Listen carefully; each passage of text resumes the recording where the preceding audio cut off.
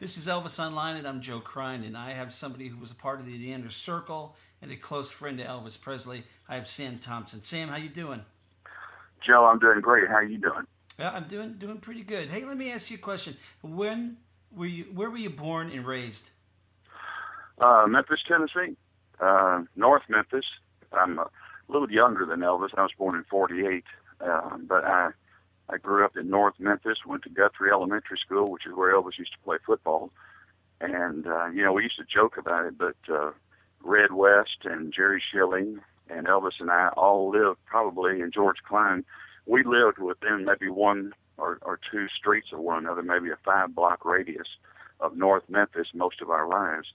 So, I used to say I knew Elvis before I knew Elvis, and Linda said that too. And that's because, culturally we came from the same place, that cauldron of blue collar, working class, sometimes poverty-stricken area of North Memphis, and moved on to other things. So we had that commonality. Did you come from a large family? No, just my sister Linda and I, Uh, the only two siblings. what did your parents do? My father was a truck driver, and he was disabled in 1965. He had an accident and crushed his leg and never worked again.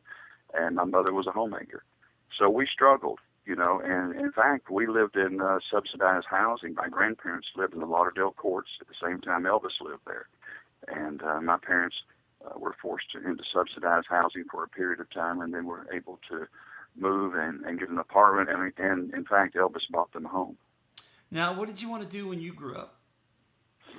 Oh, growing up, I look back now and I can't really remember, I guess, what I wanted to be. But I thought about being a teacher. I thought about being a lawyer, a doctor, and all those seemed to be some out of reach, growing up in the poor streets of Memphis. But I was able to go to school and became a cop in Memphis, and then I became a lawyer and I became a judge. Now, you were also a part of SWAT. I thought was very interesting. What's that now? You were a part of SWAT. Oh, SWAT, yes, Special Weapons and Tactics, yeah. Different assignments with the Sheriff's Department. I was with them over 15 years altogether. I was with them about 4 years before I went to work with Elvis full time. So I've been trained in dignitary protection by the Secret Service, and I worked on that unit with the Sheriff's Department with other dignitaries. I was Danny Thomas's driver, as an example, when he came to town working on St. Jude Children's Research Hospital. Things like that, and actually was on what they call CERT, which is Correctional Emergency Response Team. I was on that, as well as SWAT. And so, yeah, I did all of those things, and then and was actually a public relations officer, a juvenile education officer at one of the high schools. I did that. And then after Elvis passed away, I went back to the Sheriff's Department. I actually worked in the jail for a period of time, and then in patrol, and finally the Civil Division. And then I became the Sheriff's Department legal advisor. Yeah, very cool. Now, what kind of music did you enjoy growing up? Pretty much every kind. The truth is I didn't listen to Elvis's music, odd as that sounds. I knew about it, and I knew about Elvis, but I wasn't necessarily an Elvis fan. And of course, you have to remember when I came of age in the '60s, the British invasion was going full blast, and so I listened to the Beatles, I listened to the Rolling Stones, all of those groups like that came over from England. And actually, a funny story, I got the same Christmas album from Elvis for the first 3 years I met him, '72, '73, and '74. He gave me the same Christmas album. It's a white one with little Christmas bells on it, and that was my Christmas gift. Of course, he was pretty generous. He gave me a Cadillac the same year. He gave me one of those albums, and he gave me other gifts too. But he gave me the same album, and he signed it 3 times. So the third time I went to him and I said, "Hey, Elvis, I've got this album." He said, "Yeah, I know." And he said, "I'm going to keep giving you my records. That way I know you'll have at least one of mine." So the joke was, he knew that my musical tastes were different. Right. Now, what did you think when one day Linda came home and was saying, I'm going on a date with Elvis Presley? Well, she actually told me after the fact, and said that she had met Elvis, and this was back in July of '72, and I was pretty stunned, being the big brother and all. I wasn't really sure if I approved of that, and I didn't know much about it, but she said he was really nice and she liked him. And then she went on a vacation with my aunt and uncle and some cousins of mine. And they went to Gulf Shores, Alabama, and they were there for like 2 weeks. And so, I didn't think much of it until she got back. And it turned out that Elvis had been desperately trying to get in touch with her. And then I think they went to Las Vegas together. And pretty soon thereafter, Linda dropped out of, she was at the University of Memphis. It was Memphis State back then. She dropped out of school and moved into Graceland. And it was a little tough for my parents who were, they were Southern Baptist conservative folks. And I think it was a little difficult for them to accept. And I heard mostly from them about it. But as usual, Elvis was able to win them over. He was a very charming, convincing man, and he met with my mother and talked with her and promised to take good care of Linda, and they truly were in love with one another. So we stood aside and let that relationship blossom. Can you tell me about the first time that you met Elvis? Yeah, it was November of '72, and he had just gotten back from Hawaii. And anyway, Linda called, and they had been traveling quite a bit. And we just had not been able to work it out at the time because I was working with the sheriff's department, when I could come over. Because Elvis, even then, he was up all night and sleep all day. Mm-hmm. So, if you worked at night, you couldn't see Elvis. And at that time, early on in my career, I was on the midnight shift. So when I got off work, most of the time Elvis was asleep. So anyway, Linda called, and we set up a date. And I actually had the day off that day, that night, and we had switched over so I could go to work the next morning. And went over to Graceland, my wife and I. We drove over, and Uncle Vester let us in the gate, first time we'd ever been there, and drove up, and went in the back. Actually pulled in the front because we didn't know where to park. And Linda came out and told us to pull around the back, and we did. And then she showed us around the house a little bit, and then she took us downstairs to the what's now the yellow TV room. Mm-hmm. But Linda decorated that room like that, but it was later. So at that time, Joe, it was just a basement, and it was decorated, but modestly, and had the bar was there, and the TVs were there, of course, and some furniture. And I was sitting there talking to Linda, and it was around midnight, and Elvis had been practicing karate, Linda told us. And so suddenly I just felt like someone was standing behind me, and I turned around, and there was Elvis standing in the door. And, he had on a karate gi with a light jacket over that. He had on his sunglasses and a little Greek cap he was wearing, and had a Tiparillo cigar. And I thought, man, that's the coolest thing I've ever seen. Here was this guy. He was in his own home, and he was in the basement with no windows at midnight wearing sunglasses. And who else could get away with that besides Elvis Presley, right? Right. So and of course I stood up, and when I did, he did something that I saw him do for the next 5 years, so many times, Joe. He walked across the room, extended his hand, and said, "Hi, I'm Elvis Presley." Like I don't know that. I'm in his house. I'm waiting to meet him, and he still walked across the room in that good old Southern, style that we've both been brought up in, to be polite and introduce yourself. And that's what he did. And we stayed up all night long. He showed us the house and the property, and then we went upstairs, and he had a piano, sort of a piano organ in his office outside his bedroom. Mm-hmm. And we stood there and we sang gospel songs most of the night. And we left, I guess, about 5 o'clock in the morning, and I went home and changed clothes and went to work. And as we were standing roll call, I'm thinking, should I be telling these guys this thing? And I'm thinking, no, nobody will ever believe that I met Elvis last night. So I just kept quiet. So it was my memory. Now, what was your first impressions of Elvis Presley? When I first met the guy, and I told you just exactly what happened, I was completely charmed. I was disarmed. I guess I was prepared to really have the big brother chat with him, what are your intentions with my sister and all of this. Right. And all of that just faded. First of all, I saw how happy Linda was. And then when Elvis came in and just, introduced himself to me like that, I just immediately got it. I bonded with him. And we began talking about, he brought up something that I thought was really interesting that night. He brought up the fact that, and just casually mentioned it, that when he was little, that they were very poor, and at Christmas time there was a charity known as the Goodfellows. And I stopped him. I said, yeah, they used to meet at Ellis Auditorium in Memphis, and they dressed up like Santa Claus and gave out bags of candy to the kids who didn't have anything else. And he looked at me and said, how do you know that? I said, because I did it. And he said, me too. So that's what I mean. You know, we just, I came away from that night feeling like I had known this guy most of my life. So I guess that was my first impression. Right. Now, when did you start working with Elvis?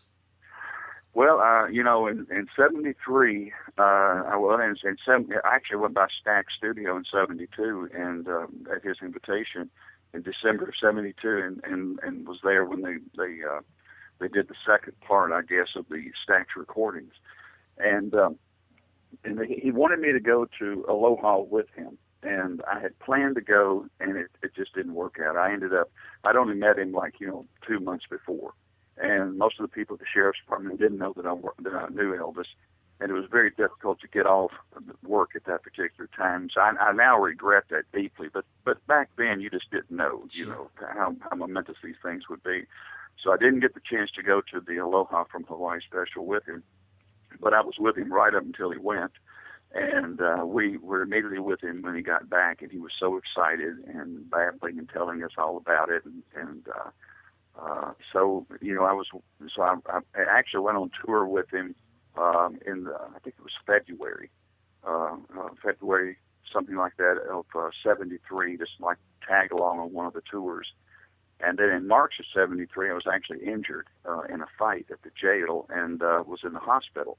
And Elvis was on tour, and he actually sent Red West back to the hospital with a check. And of course, Elvis, you know, you have to understand, he had no real understanding of the power of money or buying power or insurance or things like that. He just didn't. That wasn't an area of his life that he involved himself. And he actually sent Red back with a check for $5,000. And Red walked in the hospital room, and I'm in traction. And he said, Elvis is really upset. He couldn't come see himself, but he sent me, and he wants you. This will take care of your medical expenses. And I said, well, Red, you know, I was hurt on the job, so I have insurance, and it'll cover all this. And he said, hey, man, I'm not taking that check back to Elvis. He said, you take it. So, so he did that. And then from March into the spring, I traveled with Elvis a little bit. And then in June of that year, he bought me a house right next to Graceland on Favel. He bought my sister a house, my parents a house, and me a house all that summer. And so we were all pretty much family. And honestly, I traveled on almost every tour. I'd say from 73 through 75. If it weren't the whole tour, it would be 5 or 6 cities. And acted as a security guy and worked with Red and Sonny and Hebler and Grove and those guys. And then when Hebler and Grove Hebler and Red and Sonny were dismissed in 76, Elvis called me and he said, you know, he'd talked to me about working security for him full time. And honestly, I kind of liked the setup I had, Joe. You know, I had like a real job with a regular 2-week paycheck and insurance and a career, and at the same time, I could get off whenever I wanted by then to go with Elvis on tour. Right. So I had the best of both worlds. And I really wasn't pushing to go to work for Elvis full time. And I rather enjoyed the relationship of friend more than that. And Elvis just told me, he said, these guys are gone. And he said, I'm just got Dick. And he said, you don't have a choice anymore. You're coming to work full time. So it really wasn't so much a job offer as it was a statement. And let's face it, the guy had been good to my family and bought me a home and cars. And, you know, how could I say no to him? I owed him. So I went to work for him. And I never regretted that. Yeah. Hey, what did you think of Vegas, going to Vegas with Elvis? Oh, it was fantastic. First time I went was August of 73. And I'd never been to Vegas before. And then I was there again in December. In fact, I've got there's a real great picture that floats around. You can probably Google it. It's a family photo. Elvis actually had this in a frame in his bedroom, but he had the photographer at the Hilton take a picture of my wife, Louise, and I and Linda and Elvis, and Lisa Marie, and she's like 7 years old, and my mother and father. We're all in the dressing room at the Las Vegas Hilton. And so, excuse me, growing up in Memphis and never really having been too many places other than that, it was pretty cool to go to Las Vegas and see all those lights in the middle of the desert, and now I live here. Yeah, yeah. Is there any standout show in your mind that you liked a lot? Is there one show? There was no. I wish I could just come up with one and say, "Hey, this particular one," but there were so many good ones that and they just repeated themselves night after night. And I guess I've never really counted how many shows I saw, but I'm sure there was around maybe 300 shows, over the years. And the last one I actually counted up from 76 when I went to work for Elvis until he died. He did like 150 shows, and so I saw at least that many over the previous 3 years. So I would say 250, 300 shows, plus the recording sessions. And so there's so many, they just kind of run together. Elvis, I tell you this, Elvis put 110% into every show and every song. I mean, he didn't dog any of them. And some performances were better than others, but that was due perhaps to Elvis's health and how he felt that night. But it was never due to the fact that he didn't give it all for his fans. Yeah. Hey, did you ever go on vacation with Elvis? Yeah, went to Palm Springs many times with him, and went to Hawaii with him in March of '77 on the last vacation. Okay. Did friends of yours ever try to take advantage of your association with Elvis? Probably. I had a good group of guys around me of the sheriff's department, and they knew, at the time that I knew Elvis, and I did have a few of them, hey, I need a car, I need a truck. Would you let Elvis know that kind of stuff, But yeah. But no, not really. I think they respected me enough to know that I wouldn't do that, and no, they really didn't. If you hear some snoring, it's my very large bulldog, so don't let it bother you. I can hear it. If I can hear him, I'm sure the people will be able to hear him too.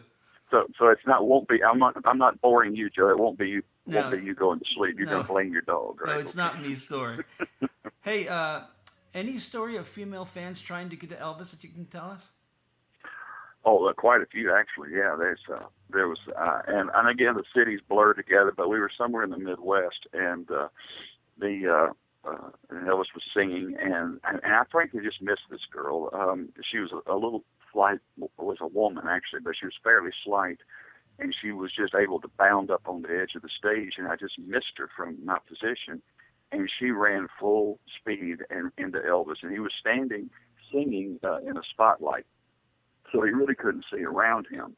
And the girl hit him. I told the story like Dick Butkus, linebacker, would hit somebody, because she just smacked him, and almost knocked the microphone out of his hand. It really kind of startled him. And, of course, it was just a second. And then a couple of bodyguards, myself, and I forgot one or two others, we grabbed her and pulled her away. And Elvis kind of regained his composure. And we're in the car leaving. And Elvis looked at me. He said, "Listen, Sam," he said, "when I sing Trying to Get to You," he said, "I'm not serious." So he took that pretty much in stride. But yeah, Elvis wore Band-Aids on his fingers, and one of the reasons was to keep the rings on his fingers. But Elvis always, there's pictures out there you can see where Elvis has got red marks and scratches on his hands. When he would hand a scarf out, in those days, in the 70s, women's fingernails were really, really long. And you'd have 40 or 50 women trying to grab for one scarf. And it was more often than not, Elvis came away from concerts all scratched up, and he carried antibiotics to put on his hands and all. So, hey, Sam, friendly fire, he called it. Yeah. Sam, is it true that when Elvis would nod, if he was on stage during the earlier days or whenever, that there was a code or something for the guys to bring a particular girl backstage? Any truth to that? Well, not to my recognition. I don't recall any of that, and that may be something that happened before my time. But okay. But you got to remember that almost the whole time I was traveling with Elvis, that he had my sister Linda as his girlfriend. So that would have been pretty inconvenient, pretty hard to explain, to have, your girlfriend there, and or her brother. with him. So I didn't see any of that. No. Was it hard on you being there? And I mean, he's going out with your sister, and you're working with him. Was that hard on you? It must have been, you know. Well, not really. I mean, I always kept business and family separate, but the thing is, you have to remember he was part of our family at that point. Mm-hmm. They were living, they lived together over 4 years in Graceland. I think Linda and Elvis were together like 4.5 years till November of '76. So, and again, Elvis and my parents were very close. He loved my mother and father. When my grandmother died in 1974, Elvis paid for the funeral, and he buried her as close as he could to his own mother, Gladys, at Forest Hill Cemetery, and sent his singing group voice to the funeral to perform. We used to go to church with Elvis and Linda. Aunt Nash, Elvis's aunt, was a Pentecostal minister, and we would on several occasions. Just my wife and Elvis and Linda would be the only people there in this little church, listening to Nash preach. I mean, we were close, and we were like a family close. So, when I looked at Elvis and my sister, I didn't look at him necessarily as like her boyfriend. He was much closer to us than just that. Did you ever think Linda and Elvis would marry? Absolutely. Yeah, I absolutely did. I mean, Linda, I'm sure Linda thought it at different points. I think Elvis thought about it. I mean, he discussed it. Linda discussed it. I guess we all just assumed that it would happen at some point. The truth is, I don't think Elvis was the marrying kind of guy. I can't speak to when he married Priscilla. I wasn't there. I'm sure he loved Priscilla. I know he loved Lisa. I know he loved Linda. And I know he loved Ginger Alden. That was later on. Elvis loved women. But he was not monogamous. He wasn't really faithful and loyal to Priscilla, nor was he faithful and loyal to Linda or even Ginger. And I saw all of that. There were other women in and out of his life. So I guess, as I've gotten older, Joe, I've come to the realization that Elvis was one of those guys that was never going to marry anybody. Right. And I think that's probably really true. Hey, how did your relationship change when Linda was no longer with Elvis? How did your relationship change with Elvis? Well, odd enough, it got better. We got, and I don't mean that was because that Linda left, but we actually got closer. I had this sort of, I guess, bifurcated or trifurcated career or relationship with Elvis. When I first met him, it was clearly through the segue of Linda. She was my entry. I was Linda's brother. And then a little bit later, Elvis and I got a little closer, and I was still Linda's brother, but we got to be friends. And, you don't buy somebody a house in June of '73 if they're not your friend. So, right. So we got to that point rather quickly.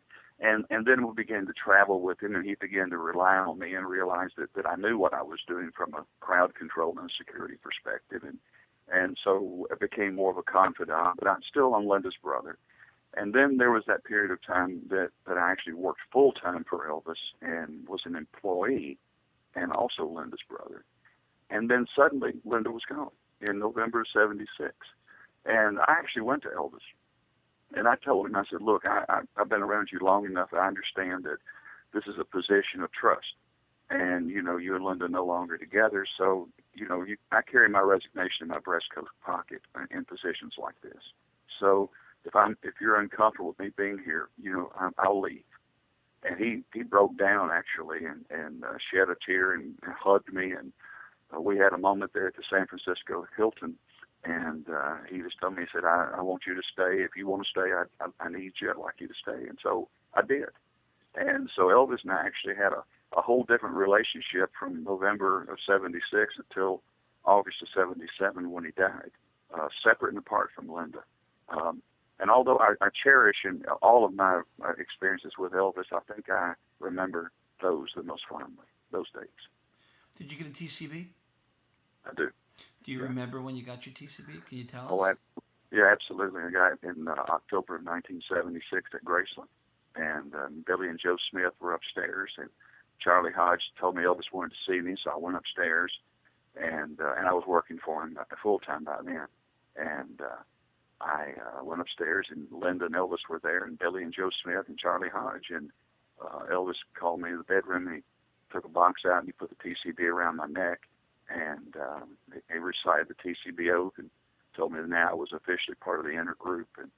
And I remember something, Charlie Hodge said something like, hell, I thought he was already part of the inner group or something like that, you know, and which is vintage Charlie, you know. Right. And Elvis was laughing, and he said, well, this signifies it. So he put a TCB around my neck, and I still have it. What did you guys do for fun in between concerts and stuff? We were a fun-loving bunch of guys. I mean, and Elvis was the leader of the pack. You know, there are many nights I came home with, burn marks on my clothes because we'd been in bottle rocket fights. You know, we'd get on the golf carts at Graceland, and we'd drive around. We'd divide up in teams, and it'd be Elvis and Billy on one team, and me and Charlie on another, and Dick and Tommy Henley on another, and we'd have bottle rockets, and we would shoot at each other. We'd put goggles on so we wouldn't get blinded. But we'd do stuff like that. We'd set firecrackers off. We'd rent the Memphis theater out and go there and watch 4 or 5 movies all night long. We'd rent Liberty Land out, which is the little theme park there in Memphis, which is no longer there, I think. Yeah. We'd do things like that. And, if Elvis got bored, wanted to go someplace, he had a Convair 880 at the airport. So, he'd call usually me or Dick Grove, the other bodyguard, and but usually me because I lived in Whitehaven next to him. And he'd say, get the pilots together, we're going. And next thing I know, we'd be in Vegas or Palm Springs. Or one time went to Denver, Colorado to get sandwiches. Did things like that.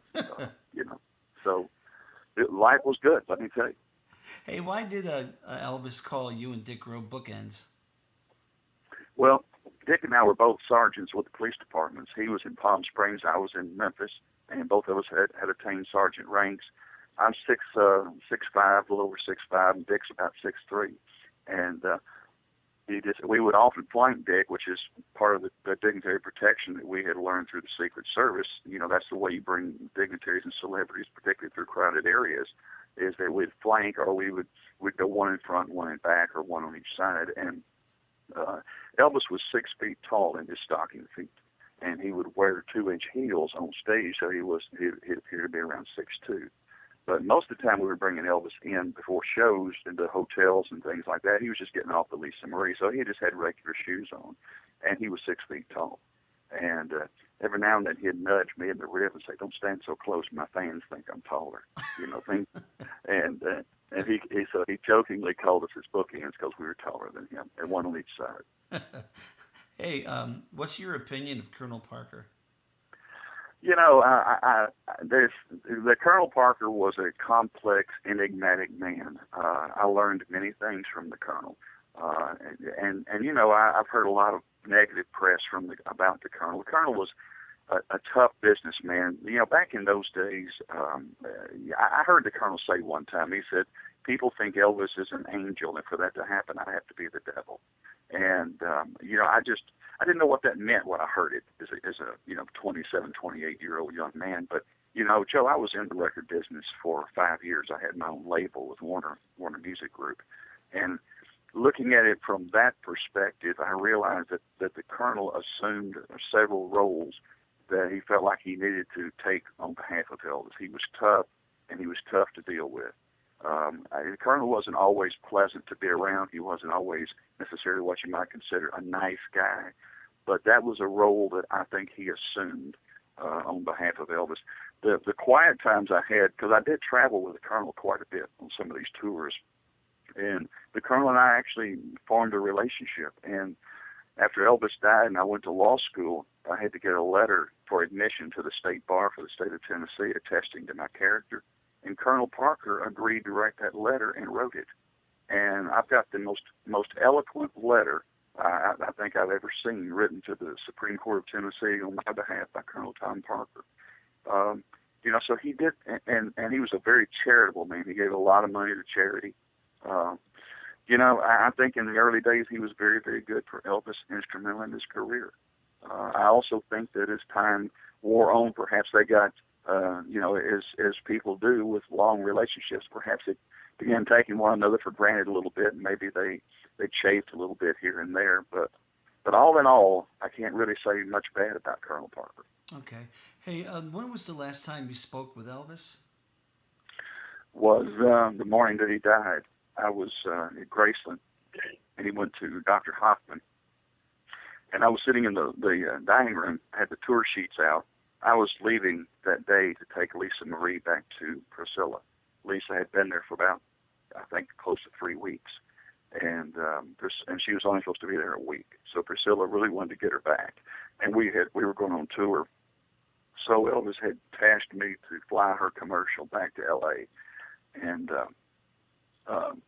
London down Lippery was our limo, and they were going to pick us up and take me to Beverly Hills and take Lisa back to Priscilla, and then I was going to pick up Ed Parker, and Ed and I were going to fly a commercial to Portland, Maine, and catch the tour.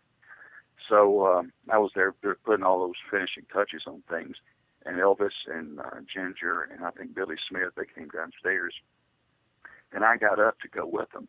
And Elvis said, no, he said, we're just going to the dentist. You finish that, and we'll talk when I get back. And I said, okay. So they went to the dentist, and they came back, and I was still sitting there working. And he said, well, come on up when you get a minute. So I went upstairs with him, and he just wanted to know all the details about what flight we were going to be on and what time we'd land and when I'd be back. And he reminded me, he says, make sure that Lisa Marie eats her vegetables, which was kind of a big thing. You know, she was just 9 years old. And to get a 9-year-old to be able to eat vegetables, particularly on an airplane flight, was kind of tough. But Elvis always laughs that I was the only one who could get her to eat her vegetables. So he reminded me of that. And we chatted. We were in his bedroom. And I guess it was around, I don't know, 4:30, 5 o'clock in the morning. And, we said goodnight. And he mentioned to me, he said, this is really going to be a great tour. And he told me that night, he said, I've got a new girl. He said, you haven't met this girl. He said, I'm bringing her on tour with me. And he referred to her as Alicia. And I don't know who he was talking about. And I said, well, great. And I didn't think much about it because, as I say, Elvis had many, many women on tour. And so I went home and went to bed and woke up in the afternoon, and my father came by and the car that Elvis had given Linda, a little kind of a blue-green Lincoln. And we went to Graceland. He was just going to drop me off, and then we were going to be taken. Tommy Henley was going to take us in the Cadillac over to the airport. And when I pulled up, there was an ambulance in the front door. And immediately I thought it was Vernon. Right. So we went around to the back, and I asked my dad to stay in the car just for a minute. And when I walked in, I could hear Vernon just wailing and crying. And I had walked in just at the point when the ambulance had come back. I wasn't there when they discovered the body, right. but Dr. Nick had come back with the paramedics to tell Vernon that Elvis had died.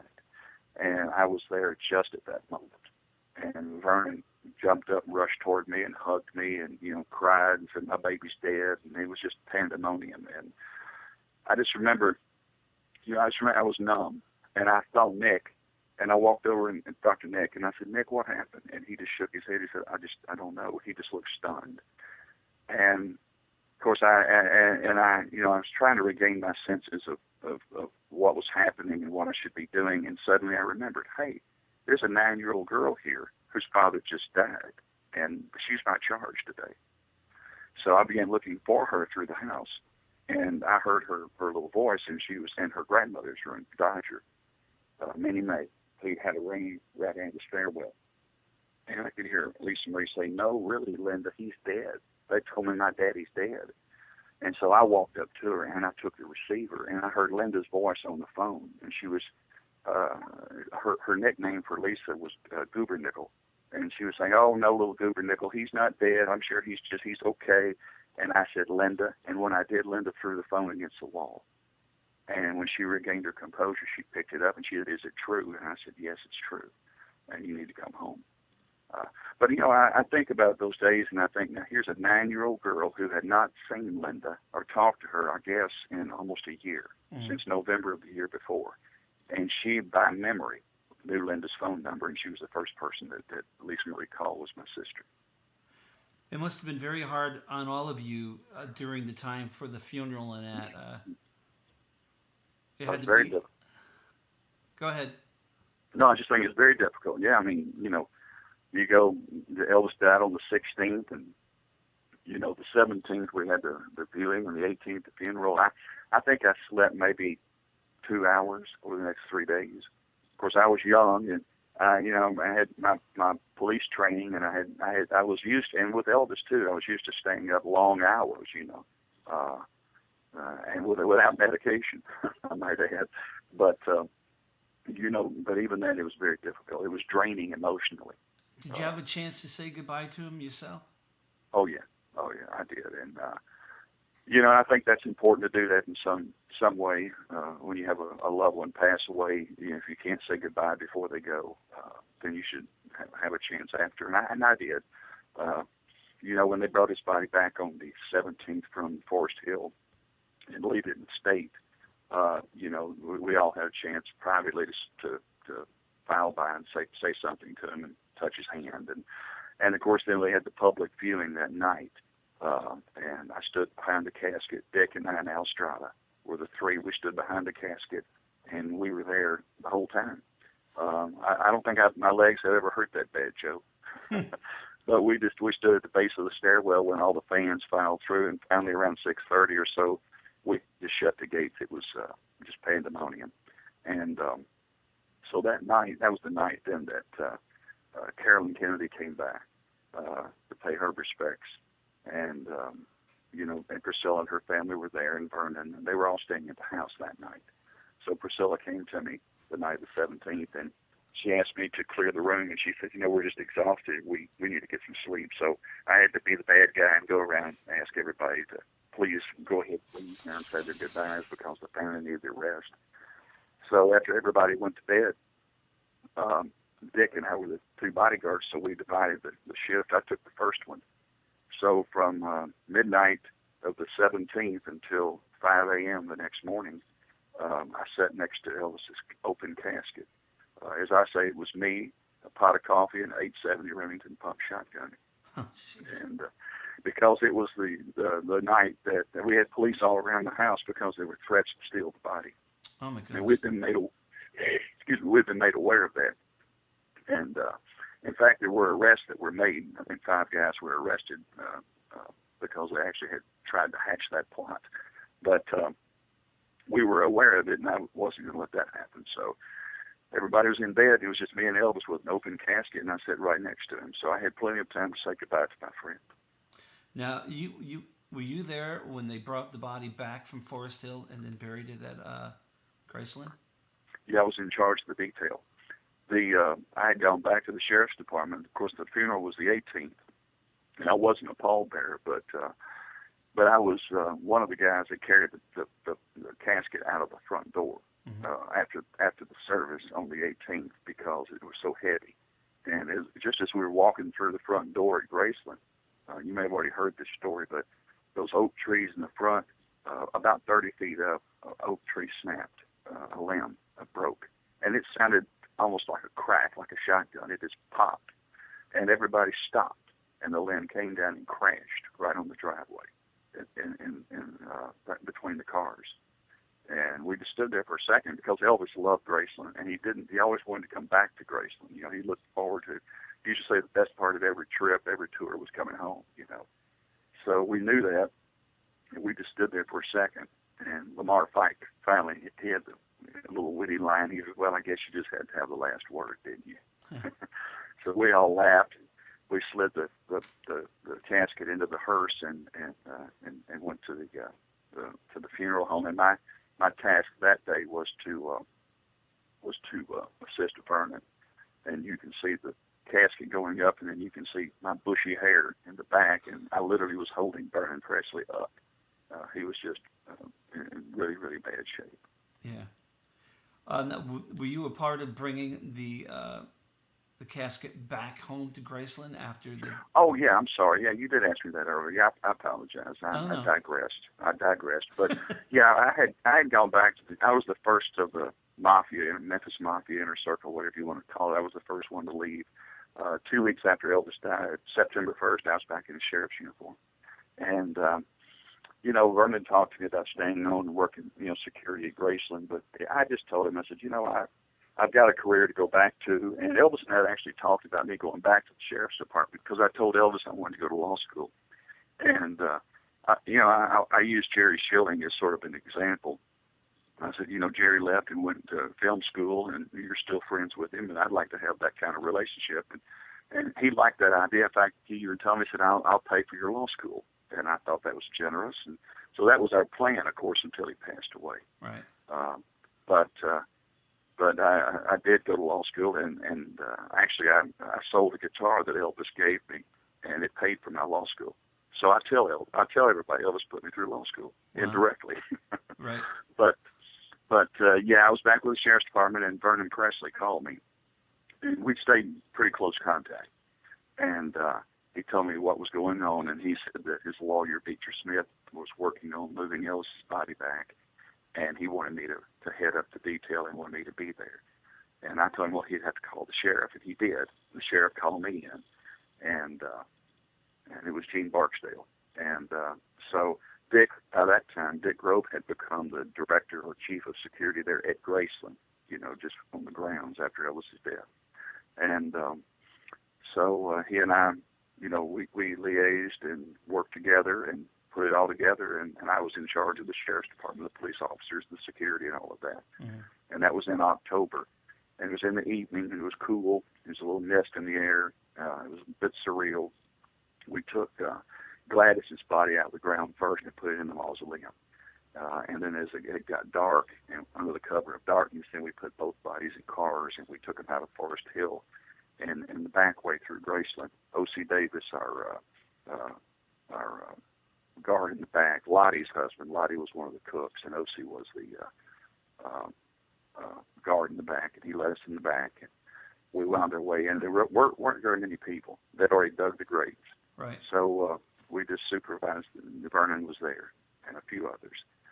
And there were no words said, nothing. There was no minister. There was nothing special. It was just quiet. And mostly, what I remember most was hearing Vernon cry. And just hearing him sniffle, and being very concerned about him. We had paramedics there for him. But they put the graves in and covered them up, and that's where they are today, Meditation Gardens. Hey, Sam, if Elvis was still alive, what do you think he would be doing? Well, it's just conjecture, isn't it, Joe? We don't know. But I tell you what I'd like to think that he would be doing, because I do think that artistically Elvis was not doing the things that he wanted to be doing there at the end. My friend Jerry Schilling says that Elvis died of artistic disappointment, and I, other than a very well-turned phrase, I think that there's something to that. I think he just grew bored and tired there at the end. I think Elvis, I'd like to see him maybe with his own imprint record label. I'd like to see him producing. I'd like to see him in the studio with young artists. Elvis never really wrote songs, so I think that was an area that I would have liked to have seen Elvis expand and extend himself maybe into songwriting, mentoring and tutoring, bringing young talent, young artists to the forefront. Mm-hmm. But particularly producing. Elvis was his own producer. Right. I didn't know that then. But again, after me having some experience in the record business itself and working with top-line producers, I look back and remember how Elvis would literally stop recording sessions, stop concerts. Elvis apparently had perfect pitch, and he sang in tune. That's very unusual to have both of those in an artist. And I think Elvis would still want to perform. Certainly he couldn't. At almost 80 years old, I don't think he'd be doing the grueling tours that he was back then, 2 shows a night. Right. But I'd like to see him, something like Tom Jones is doing these days, reinventing his style, his music, making personal appearances. Elvis's greatest joy in life, Joe, was live performance, was in front of his fans. He never was more alive, he told me, than he was when he was in front of a crowd singing and getting that reaction from the fans. So I think he would never have gone too far from that. What do you think of the everlasting popularity of Elvis Presley? It still amazes me, to be honest with you. After Elvis died and after we buried him at Graceland, it was sort of like the final chapter closed for me, and I thought, well, that's it. And I went on. For the first 15 years, I didn't go to Graceland. I lived in Memphis, and I was a judge. I was a lawyer, and then I was a judge on the bench. And my own bailiff, my court clerk, they didn't even know I worked for Elvis. And it wasn't that I was ashamed of that. It's just that wasn't part of my life. And I didn't really need to share that. I just had moved on to other things. And I frankly was stunned in 1992 when Jack Soden called and wanted to know if I would go to Munich, Germany with Charlie Hodge because of the Elvis fan clubs. And I literally, I think I remember saying something like, "Are you kidding? This is still going on?" and they said, "Yeah." And so I started doing a few trips, and I still do them. I do more now than I did back then because I'm retired. But it's all due to Elvis's music. All these other stories are interesting, and Elvis was an enigmatic, powerful, charismatic person. And once you met him, it really did change your life. I mean, it's something it's a seminal moment in your life. You always remember when you met Elvis. And I meet all these people and I say, "Oh yeah, my brother-in-law, my cousin, my uncle, they were Elvis's bodyguards." And I say, "Really?" And it turns out that they were a hired security guy at one concert, and they stood at the edge of the stage. But for the rest of their life, that moment defined they were Elvis's bodyguard. Sure. Yeah. And we're all that way. Everybody who met Elvis, who had just a tangential relationship with him, even or just one meeting, it became larger than life because that was the way Elvis was, and he made you feel that way whenever you were around him. So there's that power of personality. But what I think Elvis would most want to be remembered for was his music. And I think that's the most powerful, greatest legacy he can leave. Sam, what are you doing now? I am retired. I had that record. I was with the sheriff's department, and I was a judge, and I was with Shelby County government 25 years, and I left in 98, and I went to Los Angeles, and I had a record company with Warner Music. I signed Josh Groban when he was 17, and Michael Bublé, he was my artist. Wow. And we sold the company in 03, and I retired and moved to Las Vegas. And I got bored, and I started doing mediation arbitration work as a retired judge. And I ended up working for the state of Nevada. I worked for 3 different governors, and I was the chairman of the Public Utilities Commission here for 6 years. And I just retired last year. Wow. So I think this time it's going to stick, Joe. I think 3 retirements, and that's it. There you go. So, Sam Thompson, thank you very much for doing this for Elvis Online. all right, Joe. Great talking to you again. Thanks again.